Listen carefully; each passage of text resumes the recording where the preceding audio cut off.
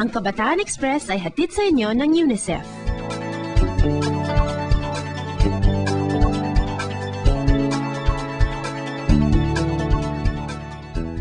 Bata man o matanda, grupo o individual, basta may kahangahangang ginawa, pwede namin saluduhan. Sa Kabataan Express, hindi lang yung may matataas na rango ang sinasaluduhan.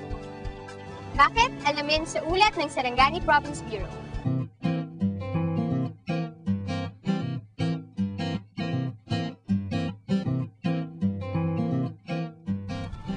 Ang Alabel Central Elementary School Special Education Center ay isang institusyong nagbibigay ng espesyal na edukasyon sa mga namumukod-tanging estudyante. Bukod sa pagtuturo sa mga fast at slow learners, nagbibigay rin sila ng di pangkaraniwang edukasyon para sa mga batang may pisikal na kapansanan at mga special children. Layunin nilang may handa ang mga ito para sa regular na klase kung saan mas matututo sila makisalamuha sa ibang bata. Ang malaking bilang ng estudyante rito ay ang mga hearing impaired o may kapansanan sa pandinig. Ayon sa taga-SPED, kung ikukumpara sa ibang mga batang may espesyal na pangangailangan, ang mga hearing impaired ang may pinakamalaking potensyal na makapagtapos ng pag-aaral. Okay, step forward. Malaking hamon naman para sa mga nagtuturo ang mga mentally retarded na bata at ang mga autistic. Ang autism ay isang uri ng kapansanan sa pag-iisip kung saan apektado ang pagsasalita, pakikipag-ugnayan at pag-uugali ng tao.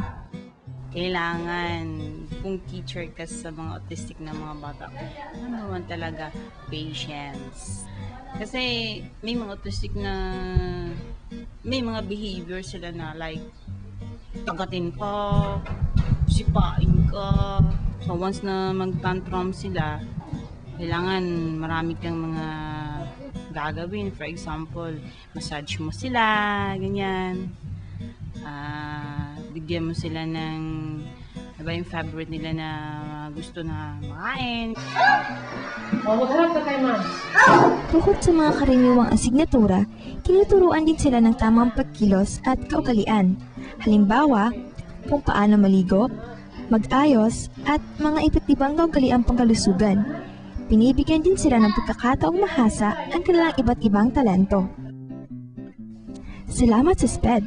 Ang mga batang ito ay unti-unting nagiging handang makisalamuha sa iba't ibang tao sa kanilang komunidad.